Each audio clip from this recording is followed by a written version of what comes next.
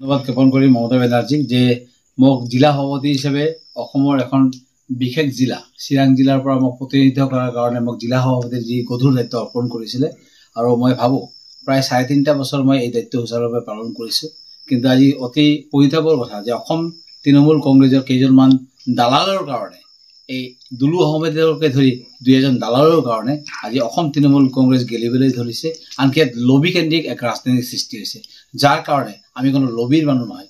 যোৱা বিগত প্ৰায় 20টা বছৰ মই সাংবাদিকতাৰ লগত জড়িত হৈ আছিলোঁ আৰু অৱশেষত মই ৰাইজৰ সৈতে সংযুক্ত হোৱাৰ কাৰণে ৰাজনীতিৰ পথাৰত মই ভৰি মেলিছিলোঁ। তৃণমূল কংগ্ৰেছৰ সভাপতি হিচাপে দায়িত্ব অৰ্পণ কৰিছিলোঁ। বিভিন্ন সৰু বৰ সমস্যালৈ ৰাইজৰ হৈ মাত মাতিছোঁ। এক শক্তিশালী বিৰোধী দলৰ যি ভূমিকা হ'ব লাগে তাক পালন কৰিছোঁ।